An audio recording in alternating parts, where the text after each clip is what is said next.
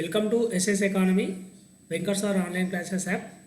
So Christmas సందర్భంగా మనకు Venkat sir online classes యాప్లో మనకు డిస్కౌంట్ క్లోజ్ అవుతుందండి. సో మీరు త్వరపడండి. మీకు టెట్ డిఎస్సి సంబంధించి మంచి స్కోర్ చేయడానికి, ఖచ్చితంగా జాబ్ సంపాదించడానికి మనకు వెంకట్ సార్ ఆన్లైన్ క్లాసెస్లో అనేకమైన కంటెంట్ మరియు అనేకమైనటువంటి టెస్ట్ విశ్లేషణ అనేది మీకు జరుగుతూనే ఉంటుంది. టెస్టులు కూడా మీకు అప్లోడ్ అవుతూనే ఉంటాయి. మీ విజయంలో ఖచ్చితంగా భాగస్వామి మేము అవుతాము.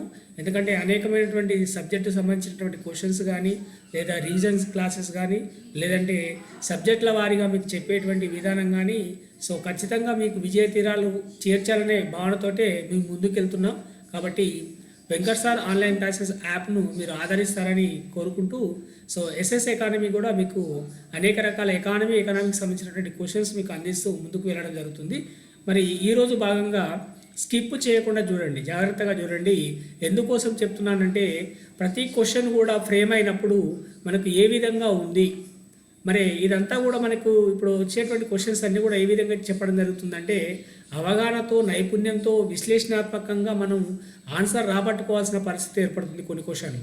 మరి అలాంటి క్వశ్చన్లు ఫ్రేమ్ అయినప్పుడు ఎగ్జామ్లో మనం ఏ విధంగా వాటిని రాబట్టుకోవడానికి ప్రయత్నం చేద్దాము అనే క్రమంలో దీన్ని వివరించడం జరిగిందండి. ఇక్కడ ఇచ్చినటువంటి క్వశ్చన్స్ ఏవైతే ఉన్నాయో వాటిని జాగ్రత్తగా చూడండి, వినండి. తర్వాత ఆన్సర్ మీరు ఫస్ట్ చేయండి, తర్వాత ఆన్సర్ మీరు తెలుసుకోండి. కాబట్టి మీకు అంటే రాబోయే కాలంలో ఇంకా కఠినంగా వచ్చేటువంటి అంశాలు క్వశ్చన్స్ వస్తాయి. కాబట్టి మనకి ఎగ్జామ్లో వాటి తరహాను బేస్ చేసుకొని క్వశ్చన్లు తయారు చేసి మీకు వివరించడం జరుగుతుంది, విశ్లేషించడం జరుగుతుంది. కాబట్టి అదేవిధంగా ఎస్ఎస్ అకాడమీ కూడా ఆదరిస్తూ సబ్స్క్రైబ్ చేసి, షేర్ చేసి, లైక్ చేస్తారని కోరుకుంటూ, రైట్. ర్యాపిడ్ రివిజన్ పార్ట్ 4లో భాగంగా 10th క్లాస్ స్పెషల్లో కొన్ని యూనిట్స్ అండి, ఇంకా కొన్ని యూనిట్స్ ఉన్నాయి. మిగతా రిమైనింగ్ మళ్ళీ చేస్తాను. కొన్ని యూనిట్స్ తీసుకొని అందులోకి వెళ్ళి స్పెషల్గా కొన్ని క్వశ్చన్లు తయారు చేసి మీకు వివరించడం జరుగుతుంది, రైట్. మొదటి క్వశ్చన్ చూసినట్టయితే మనకి ఇక్కడ మొదటి క్వశ్చన్ చూడండి. ఆర్థికాభివృద్ధి మరియు ఆర్థికాభివృద్ధి యొక్క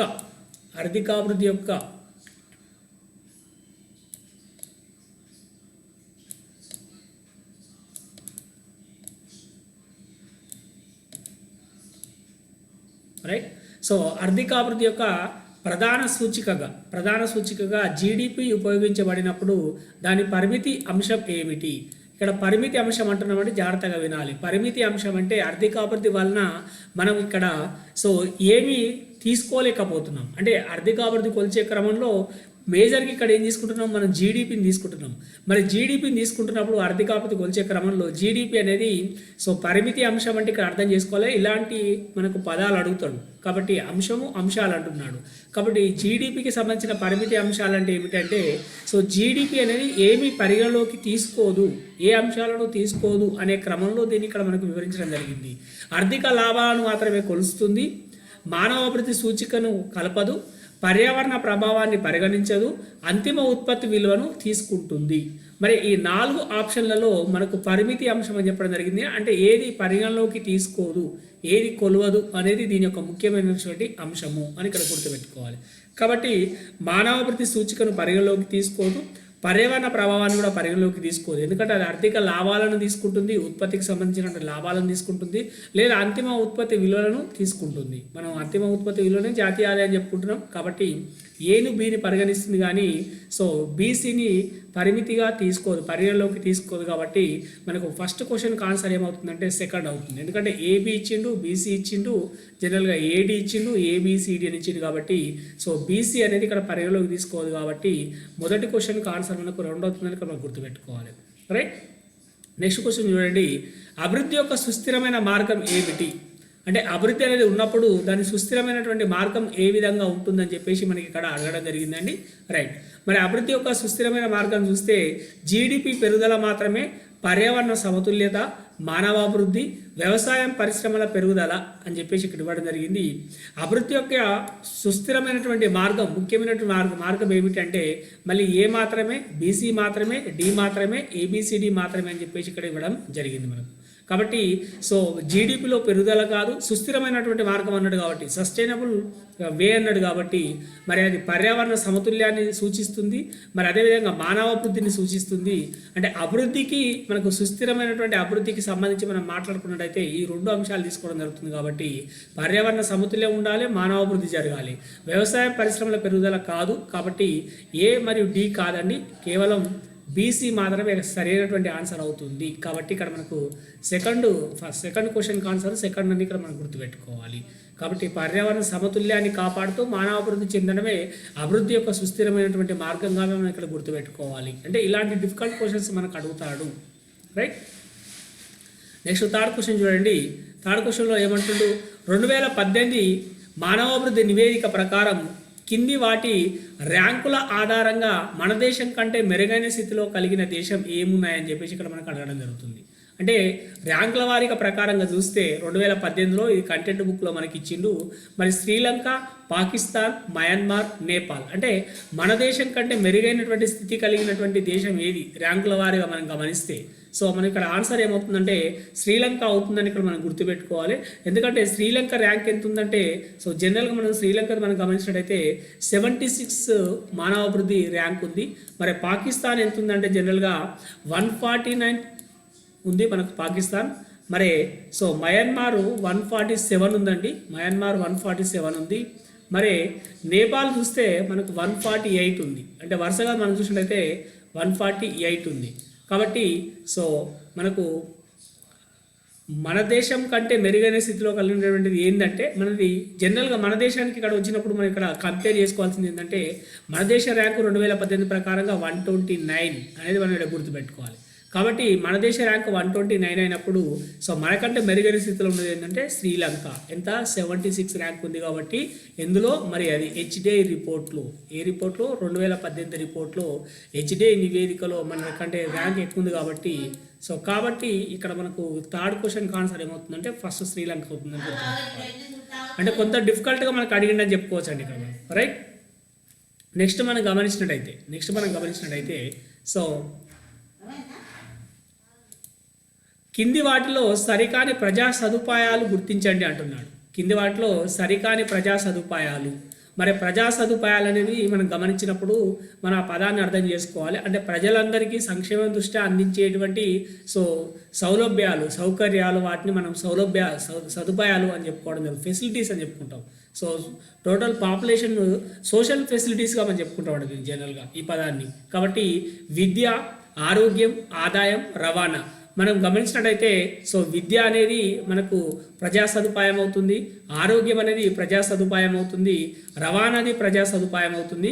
కాబట్టి సరికాని ప్రజా సదుపాయం అంటే ఆదాయం అనేది కొంత ఇండివిజువల్గా ఉంటుందండి, సోషల్గా ఉండదు. కాబట్టి ఎవరి ఇండివిజువల్గా వాళ్ళకు ఉంటుంది. కాబట్టి వ్యక్తిగతమైనటువంటి ఆదాయాలు ఉంటాయి. కాబట్టి అవి ప్రజా సదుపాయాల కిందకి రాదు. కాబట్టి మనకు విద్య, ఆరోగ్యం, రవాణా అనేవి ప్రజా సదుపాయాలు.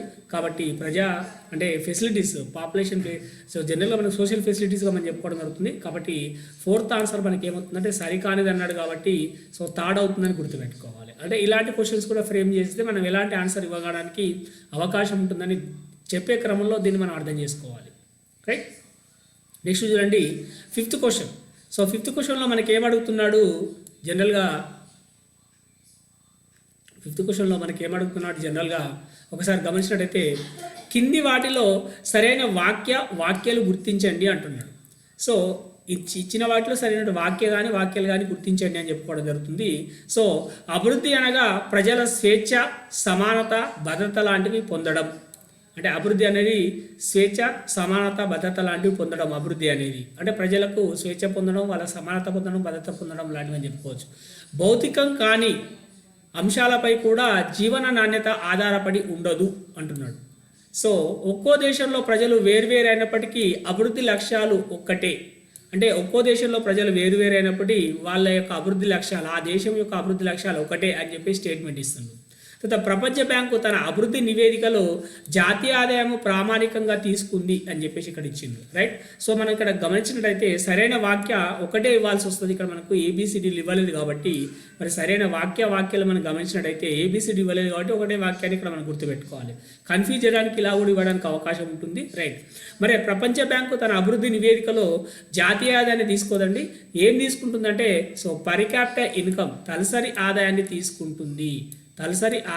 తీసుకుంటుంది. కాబట్టి ఇది మనకు సరైనటువంటి వాక్య కాదు.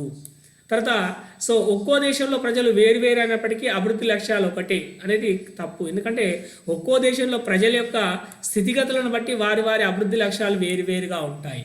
సో మనం పేదరికం ఎక్కువ ఉంది, పేదరికం తొలగించాలి. అదే అమెరికాలో ప్రజలకు పేదరికం పైన భావాలు లేదు. వాళ్ళకి ఎలాంటిది కావాలంటే అక్కడ ఉన్నటువంటి ప్రజలకు అభివృద్ధి అంటే ఏమిటంటే వాళ్ళకి ఉపాధి కావాలి. పేదరికం లేకుండా కానీ ఉపాధి కల్పించాలి వాళ్ళకి. కాబట్టి ఆ దేశంలో ప్రజల యొక్క లక్ష్యాలు అనేది వేరుగా ఉంటాయి. కాబట్టి అభివృద్ధి లక్ష్యాలు వేరుగా ఉంటాయి. కాబట్టి ఇది తప్పు అని గుర్తుపెట్టుకోవాలి. అంటే ఒక్కొక్క దేశం యొక్క అభివృద్ధి లక్ష్యం వేరుగా ఉంటుంది. అంటే ఒక్కొక్క దేశం ప్రజల యొక్క సో మనోగతం అభివృద్ధి లక్ష్యాలు వేరుగా ఉంటాయి అనేది మనం గుర్తుపెట్టుకోవాలి. ప్రపంచమంతా ఒకటే లక్ష్యాలు ఉండే, అభివృద్ధి లక్ష్యాలు ఒకటే ఉండవని చెప్పుకోవచ్చు ఇక్కడ మనకు, రైట్. సో తర్వాత భౌతికం కాని అంశాలపై కూడా జీవన నాణ్యత ఆధారపడి ఉండదు అంటున్నాడు. కానీ వాస్తవానికి ఏంటంటే భౌతికం కాని అంశాలపై కూడా జీవన నాణ్యత ఆధారపడి ఉంటుంది. భౌతికం కాని అన్నప్పుడు ఇక్కడ మనం అర్థం చేసుకోవాల్సింది ఏంటంటే మనం ఉపయోగించుకునేటువంటి వస్తువులు, మరి ఆ వస్తువులతో పాటుగా సేవలపైన కూడా మన జీవన నాణ్యత ఆధారపడి ఉంటుంది. మనకు అందేటువంటి సాంకేతిక పరిజ్ఞానం, రవాణా సౌకర్యాలు, ఇతరతర సౌకర్యాల పైన కూడా మన జీవన నాణ్యత ఆధారపడి ఉంటుంది. కాబట్టి భౌతిక అంటే మనకు అందించేటువంటి వస్తువులు, కాబట్టి భౌతిక కాకుండా అనేకమైన అంశాలపై కూడా మన జీవన నాణ్యత ఆధారపడి ఉంటుంది. కానీ ఇక్కడ జీవన నాణ్యత ఆధారపడి ఉండదు అని చెప్పేసి ఇచ్చిండు. కాబట్టి ఇది కూడా తప్పుడు ప్రకటన. కాబట్టి ఇక్కడ ఒకటి మనం చూసినట్టయితే అభివృద్ధి అనగా ప్రజల స్వేచ్ఛ, సమానత్వం, భద్రత లాంటివి పొందడమే నిజమైనటువంటి అభివృద్ధి అనేది మనకి ఇవ్వడం జరుగుతుంది. కంటెంట్ బుక్లో డైరెక్ట్గా ఇచ్చింది చూడండి మనకి ఇక్కడ. సో ప్రజలు స్వేచ్ఛ పొందడం, సమానత పొందడం, భద్రత పొందడమే నిజమైన అభివృద్ధిగా భావించుకోవడం జరుగుతుంది. కాబట్టి 5th క్వశ్చన్కి ఆన్సర్ ఏంటంటే ఏ అవుతుందని ఇక్కడ గుర్తుపెట్టుకోవాలి, రైట్. నెక్స్ట్ 6th చూసినట్టయితే 6th మనం గమనించినట్టయితే సో 6th ఏమంటున్నాడు మనకు, కింది వాటిలో తప్పుడు జతను గుర్తించండి అంటున్నాడు. కింది వాటిలో తప్పుడు జతను గుర్తించండి. మరి ఇక్కడ పూలు సాగు చేసేవారు వ్యవసాయ రంగానికి చెందుతారు. తర్వాత మత బోధకులు, పూజారులు సేవా రంగానికి చెందుతారు. బట్టలు కుట్టేవారు సేవా రంగానికి చెందుతారు. తర్వాత అగ్గిపెట్టెలు కర్మాగారంలో పనిచేసేవారు పారిశ్రామిక రంగానికి చెందుతారు అని చెప్పేసి ఇక్కడ ఇవ్వడం జరిగింది. మరి తప్పుడు జత అంటే ఇక్కడ మనకు ఫిల్ ఇన్ ద బ్లాంక్స్లో కంటెంట్లో ఉందండి. పూలు సాగు చేసేవారు వ్యవసాయ రంగం వాస్తవమే. పూలు, పండ్లు, కూరగాయలు అన్నీ కూడా వ్యవసాయ రంగం కిందికి వస్తాయి కాబట్టి. తర్వాత మత బోధకులు, పూజారులు అంతా కూడా సేవా రంగం, వీళ్ళంతా బోధనలు చేస్తారు కాబట్టి పూజారులు, కాబట్టి వీళ్ళు సర్వీస్ అందిస్తారు కాబట్టి వీళ్ళు కూడా కొంత లాయర్లు, టీచర్లు వీళ్ళలాగానే కాబట్టి సేవా రంగంలోకి వస్తారు. అగ్గిపెట్టెల కర్మాగారంలో పనిచేసేవారు, ఇదివరకు ఈ క్వశ్చన్ అడిగింది మనకు. కాబట్టి పనిచేసేవారు పారిశ్రామిక రంగం, అంటే అగ్గిపెట్టె తయారీ అనేది మనకు పారిశ్రామిక రంగం కిందికి వస్తుంది. ఇక బట్టలు కుట్టే వాళ్ళు కూడా మనకి ఏమవుతారంటే సో ఇక్కడ బట్టలు కుట్టే వాళ్ళు కూడా మనకు జనరల్గా మనకి ఇక్కడ పారిశ్రామిక రంగం కిందికి వస్తారండి, సేవా రంగం కిందికి రారు. కాబట్టి ఇక్కడ మనకు అర్థం చేసుకోవాల్సింది ఏంటంటే 6th క్వశ్చన్కు తప్పుడు జాతి ఏంటంటే సి అవుతుందని చెప్పుకోవచ్చు అండి. సి అవుతుందని మనం చెప్పుకోవచ్చు, రైట్. బట్టలు కుట్టేవారు అనేది మన జనరల్గా పారిశ్రామిక రంగం కిందికి రావడం జరుగుతుంది. సో బట్టల ఉత్పత్తి రావడం జరుగుతుంది కావచ్చు అని చెప్పుకోవచ్చు ఇక్కడ మనకు, రైట్. తర్వాత నెక్స్ట్ 7th వన్ చూడండి. 2011లో అత్యధిక అక్షరాస్యత గల రాష్ట్రం, అంటే మన కంటెంట్ బుక్లో ఇచ్చినటువంటి డైరెక్ట్గా మనకు 2011లో అత్యధిక అక్షరాస్యత గల రాష్ట్రం ఏదని చెప్పేసి ఇక్కడ మనకు అడగడం జరుగుతుంది. మరి హర్యానా, సో జనరల్గా హర్యానా, హిమాచల్ ప్రదేశ్, తర్వాత బీహార్ అనేది ఇవ్వడం జరిగింది.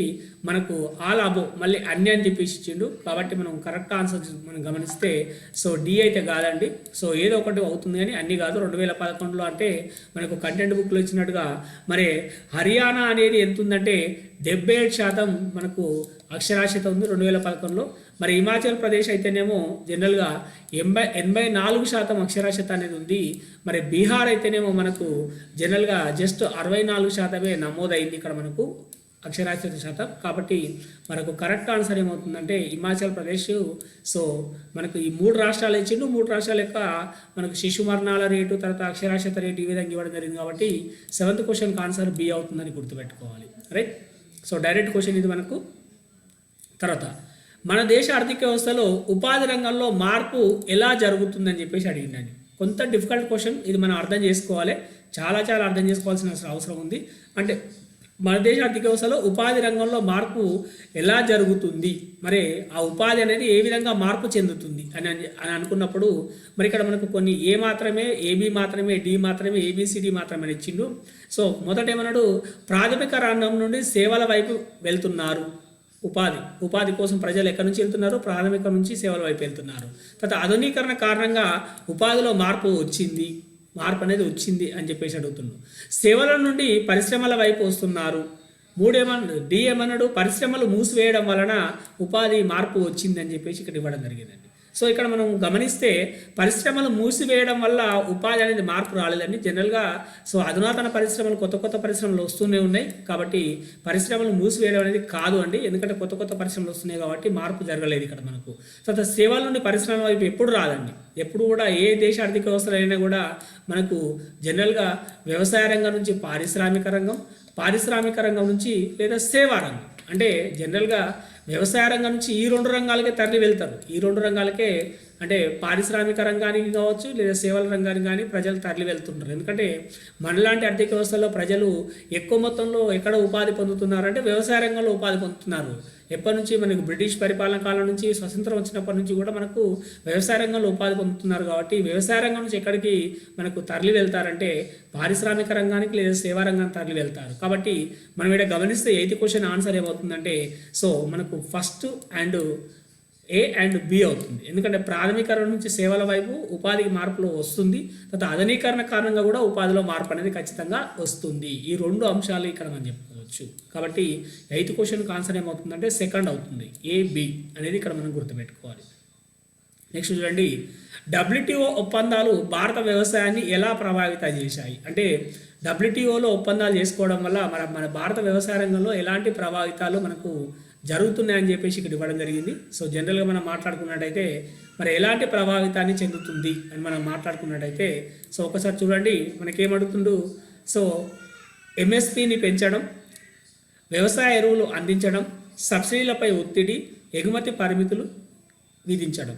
కాబట్టి మళ్ళీ ఏబి మాత్రమే అన్నాడు, తర్వాత ఏబిసి మాత్రమే అన్నాడు, తర్వాత సిడి మాత్రమే అని చెప్పడం జరిగింది. ఏబిసిడి 4 అని చెప్పేసి ఇక్కడ ఇవ్వడం జరిగింది. కాబట్టి ఇక్కడ మనం గమనిస్తే WTO ఒప్పందాలు భారత వ్యవసాయం అంటే వరల్డ్ ట్రేడ్ ఆర్గనైజేషన్ ద్వారా మనకు వ్యవసాయ రంగం పైన ఎలాంటి ప్రభావితం చెందుతుంది అంటే సో జనరల్గా ఇక్కడ మనం చూసినట్టయితే MSP అనేది దానికి సంబంధం లేదు, మినిమం సపోర్ట్ ప్రైస్ కనీస మద్దతు ధర అనేది దానికి సంబంధం లేదు, వ్యవసాయ ఎరువులు అందించడం కూడా దానికి సంబంధం లేదు, అది మన భారత ప్రభుత్వానికి సంబంధం. ఈ రెండు కూడా మన భారత ప్రభుత్వానికి సంబంధం. మరి దీనిలో ఒప్పందాలు చేసుకోవడం వల్ల మన ప్రభుత్వానికి ఎలాంటి మార్పులు తీసుకురావాలంటే సో WTOలో ఒప్పందాలు చేసుకోవడం వల్ల వ్యవసాయంలో సబ్సిడీలు అందించొద్దు వ్యవసాయ రంగానికి అని ఒత్తిడి తీసుకురావడం జరిగింది అనేది ఒక ఆప్షన్. తర్వాత ఎగుమతుల పరిమితులు చేయడం జరిగింది, ఇది రెండో ఆప్షన్. అంటే WTOలో ఒప్పందాలు చేసుకోవడం వల్ల మనకు వ్యవసాయ సంబంధిత వస్తువుల ఎగుమతి అనేది పరిమితులు విధించడం జరిగింది. కాబట్టి మనకు సిడి అనేది కరెక్ట్ ఆన్సర్ అవుతుందండి. మనకు 9th క్వశ్చన్ మనకు చూస్తే మన సిడి అనేది మనకి ఎక్కడ ఉందంటే థర్డ్లో ఉంది. కాబట్టి మనకు థర్డ్ అనేది ఇక్కడ కరెక్ట్ ఆన్సర్ అవుతుందని గుర్తుపెట్టుకోవాలి. 9th క్వశ్చన్ ఆన్సర్ థర్డ్ అవుతుందని మనం గుర్తుపెట్టుకోవాలి. రైట్. నెక్స్ట్ కింది వాటిలో భిన్నమైన వాటిని గుర్తించండి. మరి ఇక్కడ ఇచ్చినటువంటి వాటిలో మనకు భిన్నమైనది ఏమిటి అని ఇక్కడ మనకు అడుగుతున్నాడు. మరి భిన్నమైన వాటిని గుర్తించండి. రైట్. ఒకసారి మనం గమనించినట్టయితే భిన్నమైనది సామాజిక సేవల కింద వైద్యం, విద్య, దేశ రక్షణ వస్తుంది. రైట్. ఆర్థిక సేవల కింద బ్యాంకులు, పోస్ట్ ఆఫీస్, పొదుపు ఖాతాలు రావడం జరుగుతుందని చెప్పేసి మనకు స్టేట్మెంట్ ఇచ్చిండు. తర్వాత ఉత్పత్తుల కింద హోటళ్ళు, తినుబండారాలు, ఆన్లైన్ సేవలు రావడం జరుగుతుందని చెప్పి ఇవ్వడం జరిగింది. తర్వాత వ్యక్తిగత సేవల కింద గ్రంథాలయం మరియు సాంస్కృతిక సేవలు రావడం జరుగుతుందని చెప్పేసి ఇవ్వడం జరిగింది. కాబట్టి ఇక్కడ భిన్నమైనది ఏంటంటే మనకు సామాజిక సేవలు, విద్య, వైద్యం అనేది దేశ రక్షణ అనేది మనకు కామన్గానే కనబడేది. ఆర్థిక సేవల కింద బ్యాంకులు, పోస్ట్ ఆఫీస్ లేదా పొదుపు ఖాతాలు మనకు కామన్గా కనబడేది. అంటే ఈ 3 సేవలకు సంబంధించినవి అండి, ఈ 3 సేవలకు సంబంధించినవి. సో ఈ 2 సేవలకు సంబంధించినవి. మూడోది కూడా వ్యక్తిగత సేవలు కూడా గ్రంథాలయం కానీ సాంస్కృతిక సేవలు కానీ ఇవన్నీ కూడా మనకు సేవల రంగానికి సంబంధించింది. మరి హోటళ్ళు, తినుబండారాలు అనేది సేవలకు సంబంధించినటువంటి అంశము, కానీ ఉత్పత్తులు అనేటివి మాత్రము సో జనరల్గా మనకు అది పారిశ్రామిక రంగానికి సంబంధించినటువంటి అంశము. కాబట్టి ఇక్కడ మనం పొరపాటు చేయదు, ఉత్పత్తి అంటే హోటల్ ఉత్పత్తి అవుతుంది, తినుబండారాలు ఉత్పత్తి అవుతాయి అని చెప్పేసి అనుకుంటాం. కాబట్టి అలా కాదు, ఇక్కడ ఆన్లైన్ సేవలు అని చెప్పేసి మనకి ఇస్తున్నాం. కాబట్టి సో భిన్నమైన వాక్య అంటే మాత్రం సి అవుతుందని గుర్తుపెట్టుకోవాలి. ఇది 10కు సి అవుతుంది. ఇలాంటి క్వశ్చన్లు ఇచ్చినప్పుడు జాగ్రత్తగా ఆలోచన చేసి అవగాహనతో మనం ఇక్కడ సో క్వశ్చన్కి ఆన్సర్ చేయాల్సిన అవసరం ఉంటుందని ఇక్కడ మనం గుర్తుపెట్టుకోవాలి. రైట్. సో నెక్స్ట్ మనం చూసినట్టయితే సో 11th క్వశ్చన్, కింది వాటిలో తప్పు వాక్య గుర్తించండి అంటుండు. కింది వాటిలో తప్పు వాక్య గుర్తించండి. మరి తప్పు వాక్యం ఏముంది గుర్తించండి అని చెప్పేసి ఇక్కడ ఇవ్వడం జరుగుతుంది. ఒకసారి మనం చూసినట్టయితే సో 2017-18లో వ్యవసాయ రంగంలో 44.6% ఉపాధి పొందుతున్నారు. అంటే 2017-18 డాటా ఇచ్చింది మనకు కంటెంట్ బుక్లో. మరి దాని ప్రకారంగా మనకు వ్యవసాయ రంగంలో 44% ఉపాధి పొందుతున్నారని చెప్పేసారు. సో 2017-18లో వ్యవసాయ రంగంలో పురుషుల కంటే స్త్రీలు ఎక్కువ ఉపాధి పొందుతున్నారు. అక్కడ డాటా ఇచ్చిందండి, మనకు పురుషుల కంటే కూడా స్త్రీలే ఎక్కువ ఉపాధి పొందుతున్నారు ఏది వ్యవసాయ రంగంలో. తర్వాత పారిశ్రామిక రంగం 2017-18లో 24.4% ఉపాధి పొందుతున్నారు. అంటే పారిశ్రామిక రంగంలో 2017-18లో 24.4% ఉపాధి పొందడం జరుగుతుంది. ఇక సేవా రంగంలో 2017-18లో 40.4% ఉపాధి పొందుతున్నారని చెప్పేసి ఇవ్వడం జరిగింది. మరి ఇక్కడ ఏ మాత్రమే, ఏబి మాత్రమే, డి మాత్రమే, ఏబిసిడి మాత్రమే తప్పు వాక్యం ఏదని చెప్పేసి అయితే సో ఏ అనేది కరెక్టే ఉందండి, 44% పొందుతున్నారు. బి అనేది కూడా కరెక్టే ఉందండి, వ్యవసాయ రంగంలో పురుషుల కంటే స్త్రీలే ఎక్కువ ఉపాధి పొందుతున్నారు. తర్వాత సి కూడా కరెక్టే ఉందండి, మనకు పారిశ్రామిక రంగంలో 2017-18లో 24.4% ఉపాధి పొందుతున్నారు. మరి సేవా రంగంలో 2017-18లో ఎంత ఉపాధి పొందుతున్నారు అంటే ఇవి 3 కాదు, మనకు 4వది కరెక్ట్ ఆన్సర్ అవుతుంది. ఎంత ఉపాధి పొందుతున్నారు అంటే సో మనకు సేవా రంగంలో మనం గమనించినట్టయితే కేవలం 31%, దాదాపు ఎంత శాతం, మనకు 31%. ఈ లెక్క వేసుకుంటే 44, 24 ప్లస్ 31 వేసుకుంటే మనకు సరిపోతుంది 100%. కాబట్టి 31% పొందుతున్నారు, 40% కాదు అని ఇక్కడ మనకు గుర్తుపెట్టుకోవాలి. రైట్. ఇక్కడ మనకు కరెక్ట్ ఆన్సర్ ఏమవుతుందంటే డి మాత్రమే, కాబట్టి 3. 11th మనకు క్వశ్చన్కి ఏమవుతుందంటే డి. తర్వాత 12th క్వశ్చన్ చూడండి. 12th క్వశ్చన్ మనం గమనించినట్టయితే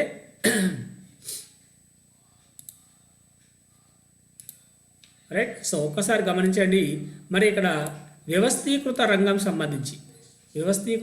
సంబంధించి మనం గమనించినట్టయితే ఏమంటున్నాడు, ఒక నిమిషం. రైట్, ఇది ఏబిసిడి. రైట్, ఒక్కసారి చూడండి. మనకు అవ్యవస్థీకృత రంగంలో తప్పు వాక్యాలు గుర్తించండి. అంటే వ్యవస్థీకృత రంగం, అవ్యవస్థీకృత రంగం, జనరల్ సంఘటిత అసంఘటిత రంగంగా చెప్పుకుంటాం. వ్యవస్థీకృత రంగంలో సన్న చిన్నకారు రైతులు వ్యవసాయ కూలీలుగా మొదలగు వారు ఉంటారు. అంటే సో వ్యవస్థీకృత రంగంలో సన్న చిన్నకారు రైతులు వ్యవసాయ కూలీలు మొదలగు వారు ఇందులో ఉంటారు. అంటే వీళ్ళందరినీ కూడా మనకు వ్యవస్థీకృత రంగంలో పనిచేసే వాళ్ళుగా లేదా ఉపాధి పొందుతున్న వారిగా మనం చెప్పుకుంటామని చెప్పి వివరణ ఇచ్చింది. తర్వాత వ్యవస్థీకృత రంగంలో వారికి ఉద్యోగ భద్రత ఉంటుంది, భవిష్యత్తు నిధి లాంటి సదుపాయాలు ఉంటాయి అని చెప్పేసి 2వ స్టేట్మెంట్ ఇచ్చిండు. 3వ స్టేట్మెంట్ సీఎం ఇచ్చిండు.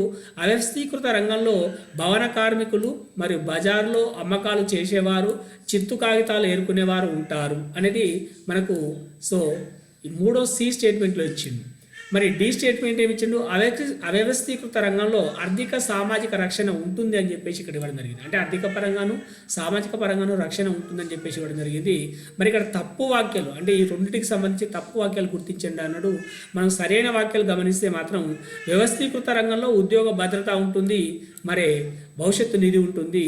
తర్వాత అవ్యవస్థీకృత రంగంలో భవన కార్మికులు, బజార్లో అమ్మకాలు చేసేవారు, చిత్తు కాగితాలు ఏరుకునేవారు ఉంటారు. అసంఘటిత రంగం అంటాం ఇక్కడ వాళ్ళకి. ఇవి 2 మనకు సరైనటువంటి వాక్యాలు.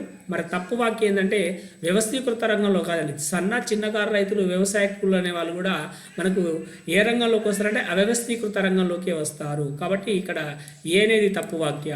తర్వాత అవ్యవస్థీకృత రంగంలో ఆర్థిక సామాజిక రక్షణ ఉంటుంది అన్నాడు. ఆర్థిక సామాజిక రక్షణ అనేది మనకు సో అది మనకి ఎక్కడ ఉంటుందంటే వ్యవస్థీకృత రంగంలో ఉంటుంది. కాబట్టి డి అనేది కూడా తప్పు వాక్య. కాబట్టి మనకు ఏడి అంటే ఏ మాత్రమే, ఏబి మాత్రమే, ఏడి మాత్రమే, ఏబిసిడి అన్నప్పుడు మనకి ఏడి అనేది మనకు 3వ ఆప్షన్ కరెక్ట్ ఆన్సర్ అవుతుందని మనం గుర్తుపెట్టుకోవాలి. అంటే చూడండి, ఇచ్చినటువంటి వ్యవస్థీకృత అవ్యవస్థీకృత రంగాలు మనం అర్థం చేసుకోలేకుంటే మనకు ఈ క్వశ్చన్కి ఆన్సర్ రాదు. కాబట్టి క్లియర్గా ఎవరు వస్తారు, అందులో ఉన్నటువంటి సదుపాయాలు ఏమిటి అనేది మనం క్లియర్గా అర్థం చేసుకున్నప్పుడు మాత్రమే ఆ అవ్యవస్థీకృత రంగంలోని తేడాలు మనం గుర్తుపెట్టడానికి అవకాశం ఉంటుంది. కాబట్టి ఆ వేలో ఆ విధంగా మనం జాగ్రత్తగా చదువుకోవాల్సిన అవసరం ఉంటుంది. తెలిసినట్టుగానే కనబడతాయి, తొందరపాట్లు ఏమనుకుంటున్నాం అంటే కరెక్టే అని చెప్పేసి అనుకుంటాం మనం. కాబట్టి సో అర్థం చేసుకోవాలి ఇక్కడ మనం. తర్వాత కింది వాటిలో భిన్నమైన వాక్య గుర్తించండి అంటున్నాడు. రైట్, కింది వాటిలో భిన్నమైనటువంటి వాక్య గుర్తించండి అంటున్నాడు. మరి ఏమిటి ఆ భిన్నమైనటువంటి వాక్యాలు మనం గమనిస్తే, సో 1 హెక్టారు అనగా 2.5 ఎకరాలు. ఒక విస్తీర్ణంలో సంవత్సరంలో 1 కంటే ఎక్కువ పంటలు సాగు చేయడము బహుళ పంటలు అంటారు. రైట్, ఈనాటికి మన దేశంలో సాగు విస్తీర్ణంలో 60% సాగునీటి సదుపాయాలు కలవు అని చెప్పేసి అంటున్నాడు. తర్వాత ఉత్పత్తి ప్రక్రియలో పెట్టుబడి అనగా పనిముట్లు, యంత్రాలు, భవనాలు మొదలగునవి మనం పెట్టుబడిగా భావిస్తాము. రైట్, ఇక్కడ భిన్నమైన వాక్యం అంటే ఇక్కడ 3 రైట్ అయితేనే ఒకటి తప్పు అవుతుంది. ఆ రైట్ ఏమవుతున్నాయి అంటే మనకి హెక్టార్కు 2.5 ఎకరాలు అంటాము. ఒక విస్తీర్ణంలో సంవత్సరంలో 1 కంటే ఎక్కువ పంటలు పండించే దాన్ని మనం బహుళ పంటలు అని చెప్పుకుంటాం. దాని నిర్వచనం మనం బహుళ పంటలుగా చెప్పుకుంటాం. తర్వాత ఉత్పత్తి ప్రక్రియలో పెట్టుబడి అనగా పనిముట్లు, యంత్రాలు, భవనాలు అన్నీ కూడా మనకు ఉత్పత్తి ప్రక్రియలో పెట్టుబడిగానే భావిస్తాం. మరి ఇక్కడ భిన్నమైన వాక్యం ఏంటంటే ఈనాటికి మన దేశంలో 60% కాదండి, మన కంటెంట్ బుక్లో ఇచ్చినట్టుగా 40% భూమికి మాత్రమే, విస్తీర్ణంలో 40% నాటికి మాత్రమే సాగునీటి సదుపాయాలు అందుతున్నవి. కాబట్టి ఇక్కడ మనకు 13th క్వశ్చన్కి ఆన్సర్ ఏమవుతుందంటే సి అవుతుంది. ఇది భిన్నమైనటువంటి వాక్యాన్ని ఇక్కడ మనం గుర్తుపెట్టుకోవాలి. రైట్, నెక్స్ట్ మనం గమనించినట్టయితే క్రింది వాటిలో సరైన వాక్య లేదా వాక్యాలు గుర్తించండి అంటున్నాడు. సరైన వాక్య లేదా వాక్యాలు గుర్తించండి అని చెప్పుకోవడం జరుగుతుంది. మరి ఏమిటి ఆ వాక్యాలను మనం గమనించినప్పుడు ఇక్కడ మనం గమనిస్తే, సో రైతు కలిగిన కొట్టం షెడ్డును భూమి వనరుగా చెప్పుకుంటాము. తర్వాత పశువులు గేదెలు కలిగి ఉండటం భౌతిక పెట్టుబడిగా చెప్పుకుంటాము.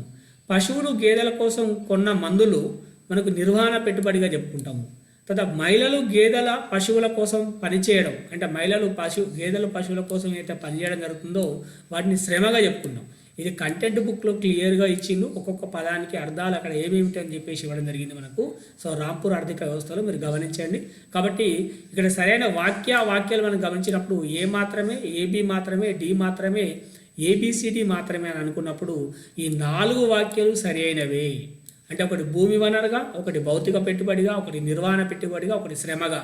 ఇక్కడ 4 రకాల అంశాలు మనకు అక్కడ వివరించడం జరిగింది. కాబట్టి వీటిని తీసుకొని కూడా అనేక రకాలుగా ఇదివరకు క్వశ్చన్ అడగడం జరిగింది. కాబట్టి వీటిని జాగ్రత్తగా మనం చూసుకోవాల్సిన అవసరం ఉంది. కాబట్టి 14th క్వశ్చన్కి ఆన్సర్ ఏమవుతుందంటే 4 అవుతుందని ఇక్కడ మనం గుర్తుపెట్టుకోవాలి. అన్నీ కరెక్టే, అన్నీ సరైనటువంటి వాక్యాలని ఇక్కడ మనం గుర్తుపెట్టుకోవాలి. రైట్, సో నెక్స్ట్ చూస్తే ఇది కూడా కొంచెం మనకు ఎప్పుడు వినబడేటువంటి క్వశ్చన్, మనకి ఎప్పుడు కనబడని క్వశ్చన్ ఇది మనకు. సో మనకేమంటుండు జనరల్గా అరబ్ వసంతం, ఆసియా వసంతం, ఆఫ్రికా వసంతం, పైవన్ అని ఇక్కడ ఇవ్వడం జరిగింది మనకు. మరి ఈ ఆప్షన్లు మనం గమనించినప్పుడు మనం వింటుంటాం. ఎందుకు ఈ విధంగా నేను చెప్పినంటే ఈ పదాలు వింటుంటాం మనం. పశ్చిమాసియా, ఉత్తరాఫ్రికా, ఈజిప్ట్ లాంటి మొదలగు దేశాలలో ఒకదానికొకటి ప్రభావితమై నియంత్రణను తొలగించడానికి విప్లవాలు వచ్చాయి. ఈ క్రమాన్ని ప్రసార మాధ్యమాలలో ఏమని భావించారు? అంటే ఈ పశ్చిమాసియా దేశాలు కావచ్చు, ఉత్తరాఫ్రికా దేశాలు కావచ్చు, ఈజిప్ట్ దేశాలు కావచ్చు, ట్యునీషియా లాంటి దేశాల్లో కావచ్చు, సో ఒకదానికొకటి ఆ దేశాలు ప్రభావితమై నియంత్రణను తొలగించి కొంత ప్రజాస్వామ్య ప్రభుత్వాలాగా ఏర్పడి ప్రపంచీకరణలో భాగంగా సో ముందుకు రావడం జరిగింది. కాబట్టి ఈ క్రమాన్ని ప్రసార మాధ్యమాలలో ఏమని భావించారు అంటే ఆసియా వసంతమా, అరబ్ వసంతమా, ఆఫ్రికా వసంతమా, లేదా మనకు సో పైవన్నీ అని చెప్పేసి ఇక్కడ అడిగిండు. సో కరెక్ట్ ఆన్సర్ ఏమవుతుందంటే 15th క్వశ్చన్కు మనకు అరబ్ వసంతం అని అంటారని గుర్తుపెట్టుకోవాలి. ఈ పదం చాలాసార్లు మనం గుర్తుపెట్టుకున్నాం. కాబట్టి అరబ్ వసంతం అని చెప్పేసి అంటారు. రైట్, ఇది మనకు ఉన్నటువంటి 15th క్వశ్చన్కి answer. Right, next 16th question. మనకు కొంచెం తెలిసిన పదాలుగానే కనబడుతున్నాయి, ఒక్కసారి గమనించుకోవాలి వీటిని మనం. రైట్, సో ఏమంటుండు మనకు, సో ఆర్థిక సంస్కరణలు 1991 పారిశ్రామిక తీర్మానం అయితే ఏది ఉందో, 1991 పారిశ్రామిక తీర్మానం అయితే ఏది ఉందో, మరి 1991 ప్రధాన లక్ష్యం ఏమిటి? ఆర్థిక సంస్కరణలు 1991 ప్రధాన లక్ష్యం ఏమిటి అని చెప్పేసిండు. గ్లోబలైజేషన్, లైసెన్స్ రాజా తొలగింపు, ప్రైవేటీకరణ చెందడము, జీడిపి మార్పు మాత్రమే అని చెప్పి 4 ఆప్షన్స్ ఇవ్వడం జరిగింది. ఏ మాత్రమే, సో ఏబి మాత్రమే, ఏడి మాత్రమే, ఏబిసి మాత్రమే, ఏబిసి మాత్రమే అని చెప్పేసి ఇక్కడ ఇవ్వడం జరిగింది. మనం జాగ్రత్తగా గమనిస్తే మాత్రం ఇక్కడ తెలిసినట్టుగా అన్నీ కనబడుతున్నాయి. కానీ మనకు ఆర్థిక సంస్థల యొక్క ప్రధాన లక్ష్యం ఏమిటంటే గ్లోబలైజేషన్. మొత్తానికి మనకి 1991 పారిశ్రామిక తీర్మానం ఏమంటున్నాం మనం? ఎల్పిజి పాలసీ అని చెప్పుకుంటున్నాం అండి. ఎల్పిజి పాలసీ అని చెప్పుకుంటున్నాం. So liberalisation, privatisation, globalisation. మరి ఇక్కడ ఆల్రెడీ గ్లోబలైజేషన్ అంటున్నాం, తర్వాత ఆల్రెడీ ఇక్కడ ప్రైవేటీకరణ చెందడం అంటున్నాం, ప్రైవేటైజేషన్. మరి లిబరైజేషన్ అంటే లైసెన్స్ రాజా తొలగింపు. అంటే అంతకుముందు లైసెన్సులు ఇవ్వడానికి చాలా కఠిన నియమ నిబంధనలు ఉండేవి, వాటి తొలగించారు, సరళీకరించారు. కాబట్టి లైసెన్స్ రాజాను తొలగించడం అని చెప్పుకోవచ్చు ఇక్కడ మనకు. ఆ పదాన్ని మనం ఏమంటారంటే సో కంటెంట్లో జనరల్గా మనకు లైసెన్స్ల నియమ నిబంధనలు తొలగించడమే లైసెన్స్ రాజా అని చెప్పినాం ఇక్కడ. లైసెన్స్ రాజా అంటే సో కొంత నియంతగా ఉండడం అని చెప్పుకోవచ్చు. కాబట్టి సో ఈ 3 ఎల్పిజికి సంబంధించినవి అని చెప్పుకోవచ్చు. మనకి ఇక్కడ ఇచ్చిన పదాలను మనం అర్థం చేసుకోవాలి, అది ఎల్పిజి పాలసీ అని చెప్పి. కాబట్టి జీడిపి మాత్రమే కాదు, కాబట్టి ఈ 3 అవుతున్నాయి కాబట్టి మనకు 4th ఆప్షన్ కరెక్ట్ అవుతుంది. సో 16th మనకి ఏమవుతుందంటే సో 4th ఆప్షన్ కరెక్ట్ అవుతుంది, ఏబిసి అనేది కరెక్ట్ ఆన్సర్ అవుతుంది, గుర్తుపెట్టుకోవాలి. రైట్. సో 17th మళ్ళీ ఆర్థికాభివృద్ధి తేడా ఏమిటి అని అడిగిండండి. సింపుల్గా మనకు కనబడుతుంది ఆర్థికాభివృద్ధికి తేడా ఏమిటని సింపుల్గా అడిగిండు. మొదటిది ఉత్పత్తి, అంటే ఆర్థిక వృద్ధి అంటే ఉత్పత్తి అన్నాడు. ఆర్థికాభివృద్ధి అనేది సంక్షేమం అని చెప్పిండు. తర్వాత ఆర్థిక వృద్ధి అనేది జీడిపికి సంబంధించింది అన్నాడు. సో ఆర్థికాభివృద్ధి అనేది హెచ్డిఐకి సంబంధించింది అన్నాడు. తర్వాత మళ్ళీ ఏమన్నాడు థర్డ్లో 2 ఒకటే సమాన వాక్య, అంటే ఆర్థికాభివృద్ధి అనేది 2 ఒకటే వాక్య అని చెప్పేసి ఇచ్చిండు. తర్వాత 4th ఏమిచ్చిండు, పై వాక్యాలు ఏవి కావు, అంటే వీటికి సంబంధించిన ఏవి కావు తేడాలని చెప్పేసి ఇచ్చిండు మనకు. కాబట్టి ఇది మాత్రం కాదు, ఖచ్చితంగా తేడాలు మనం కనుగొంటాం ఉన్నాయి. కాబట్టి ఏ మాత్రమే, ఏబి మాత్రమే, బి మాత్రమే, తర్వాత ఏబిసిడి అని చెప్పి ఇచ్చింది ఇక మనకు. జనరల్గా మనకి ఆన్సర్ ఏం చెప్పుకుంటామంటే సో ఏ బి. కాబట్టి మొదటిది ఉత్పత్తికి సంబంధించింది, రెండవది సంక్షేమానికి సంబంధించింది. మొదటిది జీడిపి అంటే జాతీయ ఆదాయానికి సంబంధించింది, అంటే ఉత్పత్తిని కొలిచేది కాబట్టి జాతీయ ఆదాయానికి సంబంధించింది. సో స్థూల దేశీయోత్పత్తికి సంబంధించింది. ఆర్థికాభివృద్ధి అనేది మానవాభివృద్ధికి సంబంధించింది. ఆర్థికాభివృద్ధిని ఏ విధంగా కొలుస్తాం అంటే మానవాభివృద్ధి రూపంలో కొలుస్తాం. కాబట్టి సో ఇక్కడ మనకు ఏబి అనేది కరెక్ట్ ఆన్సర్ అవుతుంది. 17th క్వశ్చన్కు సో మనకు కరెక్ట్ ఆన్సర్ అవుతుందని ఇక్కడ మనము చెప్పుకోవచ్చు. రైట్. 18th మనకు ఎంఎన్సీలు ఏవైతే ఉన్నాయో, మరి ఇక్కడ ఎంఎన్సీలు అనుకున్నప్పుడు మరి ఆ ఎంఎన్సీల గురించి చెప్తే ఇక్కడ ఏమంటున్నాడు, ఎంఎన్సీలు భారతదేశంలో పెరగడానికి ప్రధాన కారణం ఏమిటి అంటే మన దేశంలోకి ఎంఎన్సీలు రావడానికి మల్టీనేషనల్ కంపెనీస్, బహుళజాతి కంపెనీలు అని చెప్పుకుంటాం మనం. మల్టీనేషనల్ కంపెనీస్ లేదా బహుళజాతి కంపెనీలు మరి రావడానికి ప్రధాన కారణం ఏమిటి అని చెప్పేసి అంటుండు. చౌక శ్రమ ఖర్చు, పెద్ద మార్కెట్, ప్రభుత్వ కఠిన నియమాలు, ఉన్నత సాంకేతికత, అంటే ఇవన్నీ ఉండడం వల్ల మన దేశంలోకి వేరే దేశాల నుంచి ఎంఎన్సీలు ఎక్కువ వస్తున్నాయని చెప్పేసి మనకి చెప్పడం జరిగింది. అంటే మన దగ్గర ఎక్కువ పెరగడానికి కారణం ఏం చెప్పేసి అంటుండు. కాబట్టి ఏబి మాత్రమే, లేదా ఏబిసి మాత్రమే, లేదా డి మాత్రమే, లేదా ఏబిసిడి మాత్రమే. కాబట్టి మరి ఏదని చెప్పుకున్నట్టయితే ఇక్కడ కరెక్ట్ మనకు చౌక శ్రమ ఖర్చు, అంటే మన దగ్గర శ్రమ ఎక్కువ ఉంటుంది, ఖర్చు తక్కువ అవుతుంది ఉత్పత్తిలో, ప్రక్రియలో. కాబట్టి మనకు తక్కువ ఖర్చుతో ఎక్కువ ఉత్పత్తి చేయొచ్చు శ్రమ ద్వారా అని చెప్పేసి ఒకటి. ఎందుకంటే మన భారతదేశంలో జనాభా ఎక్కువ ఉంది, శ్రామిక సప్లై ఎక్కువ ఉంది. కాబట్టి తక్కువ జీతానికి, తక్కువ అంటే వేతనాలకే మనకు శ్రామికులు లభిస్తారు. తర్వాత పెద్ద మార్కెట్, ఇది కూడా వాస్తవమే. ఎందుకోసం అంటే జనరల్గా మన భారతదేశం అనేది చాలా విస్తీర్ణంగా పెద్దది కాబట్టి జనరల్గా మనకు ప్రపంచంలోనే ఇప్పుడు ప్రస్తుతం గమనిస్తే జనాభాలో మనకు మొదటి ప్లేస్లో ఉన్నాం కాబట్టి సో జనాభా అంతటి కూడా మార్కెట్ విస్తరించింది కాబట్టి, అంటే కొన్ని దేశాలు కలిపితే కొన్ని దేశాల జనాభా మన దేశంలోనే ఉంది కాబట్టి అట్లా ఆ మార్కెట్ విస్తరణ చేసుకోవడానికి మన దగ్గర పెద్ద మార్కెట్ వస్తుందని చెప్పుకోవచ్చు. ఇక ప్రభుత్వ కఠిన నియమాలు కాదండి, ఎందుకంటే ప్రభుత్వం యొక్క కఠిన నియమాలు ఉంటే ఎంఎన్సీలు రావు ఒకటి. తర్వాత ఉన్నత సాంకేతికత మన దగ్గర లేదు, ఇది ఇక్కడ గుర్తుపెట్టుకోవాలి. కాబట్టి ఈ 2 కాదు, మనకున్నది ఏంటంటే ఏబి మాత్రమే కరెక్ట్ ఆన్సర్ ఏమవుతుందంటే 1. 18 క్వశ్చన్కి మనకు కరెక్ట్ ఆన్సర్ ఏమవుతుందంటే 1 అవుతుందని ఇక్కడ మనం గుర్తుపెట్టుకోవాలి. తర్వాత సెకండ్ చూడండి, WTO ప్రధాన లక్ష్యం ఏమిటి? మరి వరల్డ్ ట్రేడ్ ఆర్గనైజేషన్, ప్రపంచ వాణిజ్య సంస్థ యొక్క ప్రధాన లక్ష్యం ఏమిటని ఇక్కడ మనకు అడుగుతున్నాడండి. మరి ఒకసారి మనం గమనించినట్టయితే సో సబ్సిడీలు పెంచడము, టారిఫ్లను తగ్గించడము, రుణాలు ఇవ్వడము, అంతర్జాతీయ వాణిజ్యాన్ని ప్రోత్సహించడము అని చెప్పేసి ఇక్కడ మనకి ఇవ్వడం జరిగింది.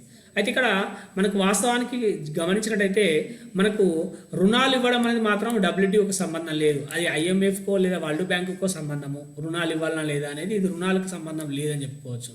మరి టారిఫ్లు తగ్గించడం అనేది దీని యొక్క ప్రధాన లక్ష్యంగా మనం చెప్పుకోవచ్చు. తర్వాత అంతర్జాతీయ వాణిజ్యాన్ని ప్రోత్సహించడం కూడా దీని ప్రధాన లక్ష్యంగా చెప్పుకోవచ్చు. కానీ సబ్సిడీలు పెంచడం కాదండి, సబ్సిడీలు తగ్గించాలని చెప్తుంది మనకు WTO. ఇంతకుముందు క్వశ్చన్లో అడిగినాం, వ్యవసాయ రంగంలో సబ్సిడీలు తగ్గించాలని చెప్పింది. కాబట్టి మనకు WTO ప్రధాన లక్ష్యాల్లో మనకు BD అనేది మనకు కరెక్ట్ ఆన్సర్ అవుతుంది. కాబట్టి అది మనకు ఎక్కడుందంటే 3లో ఉంది. BD అనేది ఎక్కడుందంటే 3 ఉంది. కాబట్టి 19th క్వశ్చన్కి ఆన్సర్ మనకు 3 BD, టారిఫ్లను తగ్గించడము, అంతర్జాతీయ వాణిజ్యాన్ని ప్రోత్సహించడం. WTO ఏర్పడింది అంతర్జాతీయ వాణిజ్యాన్ని ప్రోత్సహించడానికని మనం గుర్తు పెట్టుకోవచ్చు. రైట్. సో నెక్స్ట్ చూడండి, సో ట్రేడ్ లిబరైజేషన్ లేదా దాన్నే మనకి ఏమన్నాడు, ట్రేడ్ లిబరైజేషన్ లేదా దాన్ని అంతర్జాతీయ వాణిజ్య సరళీకరణ వలన ప్రభావం ఏమిటి అని మనకు అడిగింది. అంటే అంతర్జాతీయ వాణిజ్యంలో సరళీకరణ చేపట్టడం ద్వారా మనకి ఎలాంటి ప్రభావం ఉంటుంది, దాన్ని మనం ట్రేడ్ లిబరైజేషన్గా చెప్పుకుంటామండి. ట్రేడ్ లిబరైజేషన్గా మనం చెప్పుకోవడం జరుగుతుంది. మరి ఇంపోర్ట్ డ్యూటీలు తగ్గించడము, క్వాంటం పరిమాణాత్మకలను తొలగించడము, లేదా మనకు ఉత్పత్తిలో ఎలాంటి మార్పులు ఉండకపోవడము, లేదా మనకి ఏమంటున్నాడు ఎగుమతులు నిషేధము ఎలాంటి ప్రభావితం ఏమిటి అని చెప్పేసి ఇక్కడ మనకు జనరల్గా మనం చూసినట్టయితే ఇంపోర్ట్ డ్యూటీలు మనకు అంతర్జాతీయ వాణిజ్యం సరళీకరణ చేయడం వల్ల మనకు ఎలాంటి ప్రభావం చెందంటే ఇంపోర్ట్ డ్యూటీలు తగ్గిస్తారు. మరి తర్వాత క్వాంటం పరిమాణాత్మకలు తొలగించడం కూడా జరుగుతుంది మనకు ఏబి. మరి ఎగుమతుల నిషేధం ఉండదండి. జనరల్గా మనకు ఉత్పత్తిలో ఎలాంటి మార్పు ఉండకపోవడం కూడా ఉండదండి. ఉత్పత్తిలో ఖచ్చితంగా మార్పు అనేది ఉంటుంది. ఎగుమతుల నిషేధం ఉండదండి. ఎగుమతులు అనేది పెంచుకోవడానికి అవకాశం ఉంటుంది. కాబట్టి ఇవి రెండు కాదు, ప్రభావితం చూస్తే మనకు ఈ రెండు కాదు, మనకు ఈ రెండే ఏబి మాత్రమే ఉంటుంది. కాబట్టి మనకు ఫస్ట్ ఆన్సర్ ఏబి మాత్రమే అనేది మనకు 20ది కరెక్ట్ ఆన్సర్ అవుతుందని మనం గుర్తుపెట్టుకోవాలి. రైట్. ఇది మనకు 20వ క్వశ్చన్కి సంబంధించి ఇది మనకు కరెక్ట్ ఆన్సర్గా మనం చెప్పుకోవచ్చు. రైట్. ఇది ఓవరాల్గా మనం చూసినట్టయితే మీకు ఇంతవరకు అందించినటువంటి క్వశ్చన్స్ అండ్ ఆన్సర్స్ మనం గుర్తుపెట్టుకున్నట్టయితే ఎస్ఎస్ ఎకానమీ తరపున మన వెంకట్ సార్ ఆన్లైన్ క్లాస్ తరపున కూడా అందరికీ థ్యాంక్ యూ తెలియజేస్తూ ఈ క్వశ్చన్లు జాగ్రత్తగా వినండి, స్కిప్ చేయకండి. జాగ్రత్తగా ఆలోచన చేసి మీకు ఏదైనా డౌట్ ఉంటే మాత్రం మీకు 9963756956 నా ఫోన్ నెంబర్కు మీరు మెసేజ్ చేయొచ్చండి. Thank you one and all. అలాగే ఎస్ఎస్ ఎకానమీని కూడా మీరు ఆదరిస్తారని కోరుకుంటూ thank you one and all.